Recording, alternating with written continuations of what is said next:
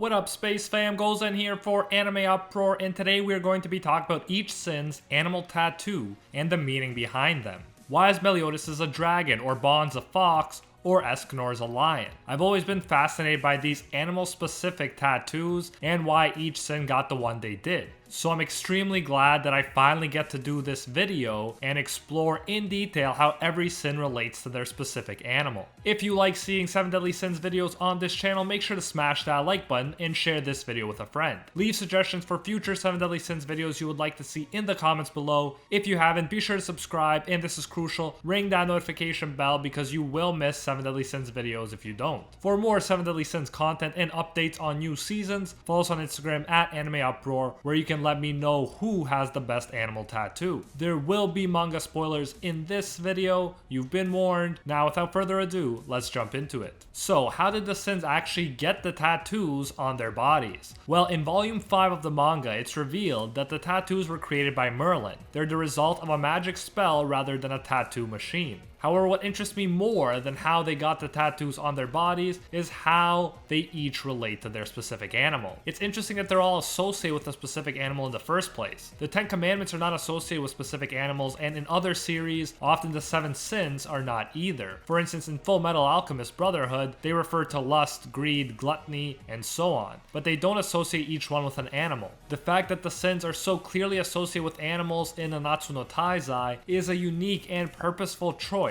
by the mangaka Nakaba Suzuki that is worth exploring in more detail. Now let's start with Meliodas, the Dragon Sin of Wrath. Dragons are extremely strong mythical creatures, stronger than any real animals. Thus it makes sense that Meliodas would be so powerful and a leader of the 7 Deadly Sins. The other Sins are all associated with real world animals. Since Meliodas has the only mythical one, it right away sets him apart as different. And he is different, as we figure out later on in the series, because he's a demon from the demon realm. The different views people have of dragons also captures the different sides of Meliodas. In European tradition, dragons symbolize chaos and evil. Meliodas started out seeming pretty evil and brutal when he was the leader of the 10 Commandments. The goddess Elizabeth changed him, but Meliodas still continues to have moments of wrath where he blacks out and causes insane amounts of damage and destruction to his surroundings. Case in point, the kingdom of Danafor. If we turn from Europe and look at the way the Far East viewed dragons, it's very different. They were often associated with positive things like fortune, longevity, and authority. The dragon was associated with emperors, so it makes sense that the leader of the 7 Deadly Sins would be associated with a dragon too. Furthermore, as we find out, Meliodas, who is thousands of years old, is royalty himself. He is the son of the Demon King, and he was the heir to the royal demon throne. Dragons are also associated with being fearless, passionate, intensely loyal, and prone to rage issues. People associated with dragons are supposed to have a great sense of humor, an old soul, and the desire to rise above all circumstances. I think you'll notice that Meliodas fits the bill nicely. He's never afraid to fight an opponent, no matter how strong. He is so loyal to Elizabeth that in the data book, he answered that Elizabeth is his favorite animal and his favorite smell, among other things. In short, he's Elizabeth obsessed, and he would never go for any other girl, even though girls seem to constantly throw themselves at him. Obviously, he's known as the Sin of Wrath because he is prone to rage issues. He's hilarious, his soul is literally thousands of years old, and he desires to rise above all circumstances in order to free Elizabeth from her curse. In order to do so, he is even willing to take on the gods themselves. Lastly, the fact that Meliodas' dragon tattoo is eating its own tail represents Ouroboros. It represents infinity. It's a nod to how Meliodas doesn't age because of his curse. Like the cyclical symbol, Meliodas lived a cyclical kind of existence for 3,000 years, where he'd watch Elizabeth die only to be reincarnated to die again,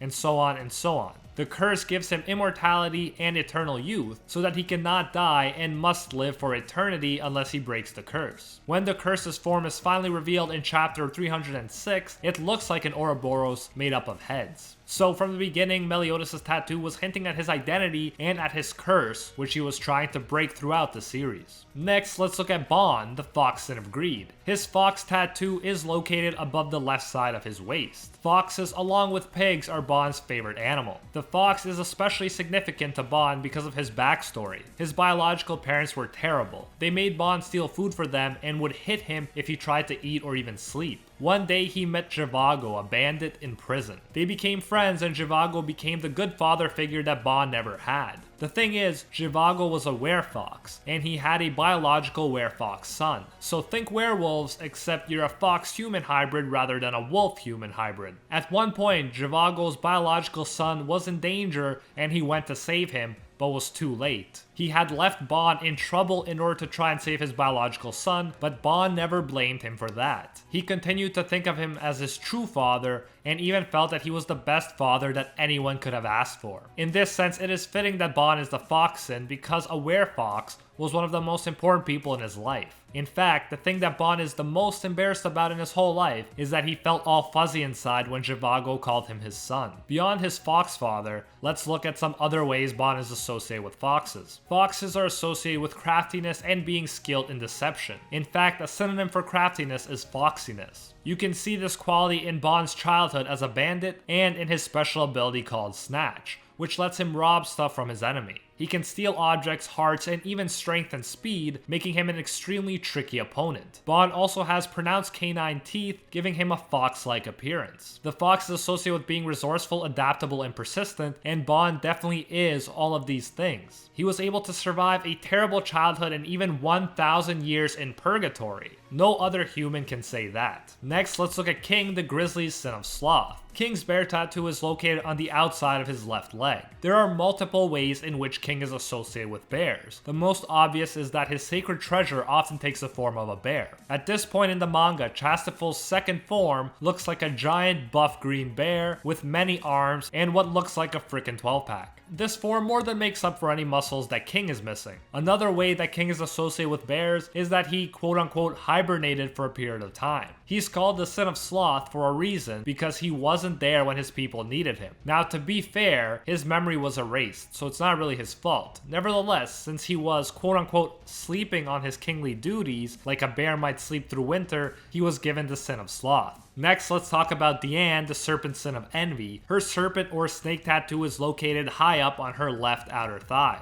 In some cultures, snakes symbolize the umbilical cord, joining humans to Mother Earth. Snakes, since they slither on the ground, are often associated with the earth. That's perfect for Dianne since as a giant she is an earthbender and has a very close connection to Mother Earth. Many people are afraid of snakes, just like many people would fear Dianne because she is a giant. Also, on the giant note, there are serpents aka snakes that are freaking huge. When I did my One Piece video on zone fruits, I researched Boa Sandersonia and found out that she ate the Hebi no Mi model anaconda fruit. Sandersonia is gigantic when she transforms, and this makes sense since the green anaconda is one of the world's largest snakes and can reach more than 17 feet. The longest recorded specimen was a female that reached over 18 feet long. Dianne is 30 feet tall, so she's even bigger, but the point is that she is huge, just like her tattoo animal can be. Perhaps the most obvious connection is that snakes or serpents are associated with jealousy and temptation. That is Dianne's defining trait in the beginning, which makes sense since she is the sin of envy after all. In the beginning, Dianne tries to tempt Meliodas and gets jealous of Elizabeth, even though Meliodas and Elizabeth are obviously an item and she should be turning her attention elsewhere. When she finally regains her memories though, and remembers that she loves King, she is largely cured of her jealousy problem. Next, we shall talk about the one, the only Escanor, the lion son of pride himself. Escanor's tattoo is right on his back and it is the biggest in proportion to his body. The lion is considered to be king of the beasts, and as a result it is associated with kingly power and might. As we know, Escanor was born into royalty. He was a prince of the Castellio kingdom.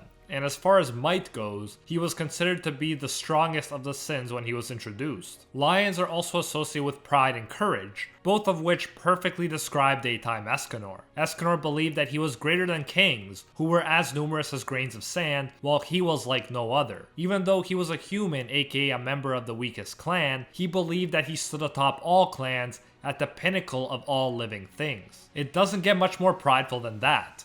I challenge you to name me a more prideful character than Escanor in the comments. As far as courage goes, he not only fought against Assault Mode Meliodas, he insisted on it. He was even willing to fight the Demon King.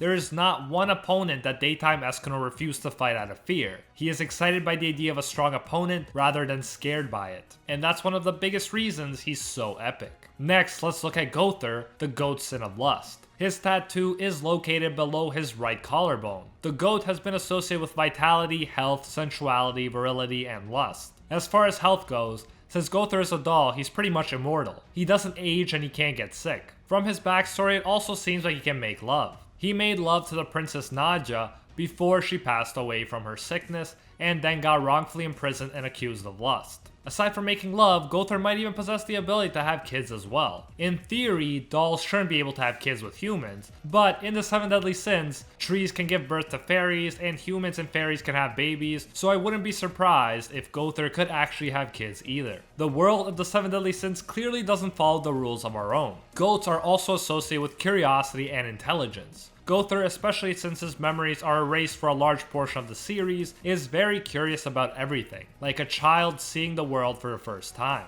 He reads many books in order to learn more about humans and human emotions. As far as intelligence goes, he has the insane level of intelligence that his creator, the demon Gowther, had. He is easily one of the smartest characters in the series. That is why he's usually trying to develop emotional intelligence, because his IQ is more than high enough as is. Last but not least, let's look at Merlin, the boar sin of gluttony. Her boar tattoo is located on the left side of her neck. A boar is a wild pig and it's definitely a good choice for the sin of gluttony. You've probably heard the saying, you eat like a pig. The idea is that you overindulge, you eat more than you need to and more than is healthy. Merlin is a glutton for knowledge rather than a glutton for food though. Even the knowledge of the known realms wasn't enough. Her goal became to revive Chaos, who created the Demon King, Supreme Deity, the Sacred Tree, giants, and humans, so that Chaos would give rise to virtually limitless unknown things. She hoped that her starved heart would then be filled because there would be so many more new things to learn about. She's such a glutton for new knowledge that she purposely put the other sins in danger in order to achieve her goal and revive Chaos. Along with representing abundance, courage, and power, the boar represents stubbornness, conflict, and disorder. It doesn't get much more abundant than infinity, which is Merlin's magic. Even as a child, she was more powerful and talented than the wise men of her hometown of Belialawan. And as far as courage goes, Merlin was always ready to face strong opponents and even went out of her way to help revive the Demon King and Chaos. She possessed stubbornness in that she stuck with her ultimate goal even after she made friends with the Sins. After all of their adventures, she was still willing to put them in danger. And even though Escanor loved her and Meliodas never would, she could never get over her feelings for Meliodas. Because of those feelings, she was even willing to bring herself into conflict with the people who were closest to her, the 7 deadly sins. And it's easy to connect Merlin with disorder since her end goal was disorder. She wanted to revive Chaos, which would mean disorder on the largest scale possible. Lastly, her tattoo always looked like Hawk and his mama. As we recently found out in the manga, this was a huge clue about her secret intentions. Hawk's mama was Chaos, so Merlin literally had her goal stamped on her neck. She wanted to fully revive the thing called Chaos that was inside the pig-shaped shell of moss we called Hawk's mama. The boar truly was the perfect animal for Merlin, and she knew that when she used magic to create her tattoo along with the others. And that is it for today's video. Thank you so much for watching. If you had to pick one favorite animal tattoo, which one would you pick? I'm sure that a lot of SDS fans already have tattoos like this. If I were a tattoo guy myself, I'd probably pick Bond's fox one. It's very cool and very sly. If you want to see every character's sin rather than their animals explained in more detail, you can check that out in my 7 Deadly Sins playlist. I'll link it at the end of this video. But for this one, I thought it would be cool to talk about the animals specifically, and I did enjoy that. It seems like there are good reasons for each animal, and they weren't just picked at random. If you notice some connections that I didn't, feel free to leave them in the comments. If you did enjoy this video, make sure to smash that like button to let me know. If you haven't, be sure to subscribe, and this is crucial, hit that notification bell or you will miss future videos. For more SDS content and updates on new seasons, follow us on Instagram at AnimeUproar, where you can let me know who has the best animal tattoo. A special thank you goes out to our patrons over on Patreon who help us survive YouTube issues and who help make videos like this one possible. I especially want to thank our Pro Hero tier patrons, the one and only Gilgamesh, Nothing But a Fan, Jason Wilson, King Zeldris, $50 Beat, Alpha Dio, Anatoly Kazatsky, Husky, Angel Cruz, Team Sparky65, Cricket XP, Rohan Kapoor, Jessica Maloney, Emperor Otaku, Timothy Edward Vargas, and Jalter, and are the 1-tier patrons, the ones who stand atop all clans: Steven Ingrata, Alola Anatem, Makoto Kun, The World, Steelers, The School Bus, and Tyson Corino. Thank you all so much. If you enjoy our work, you can support more by going over to patreon.com/AnimeUproar and becoming a patron today for as little as $1. If you do so, you'll get your name featured in future videos alongside these amazing people right here, and you'll even get access to our private patron-only Discord, where we talk about anime, life, and of course, dank memes. So check out patreon.com/AnimeUproar, link in the description if you're interested. You can also now join the YouTube channel and support more content that way if you prefer. Whichever way you choose to support us, you can get the same great benefits. Thanks again, and until next time, see you, Space Cowboy.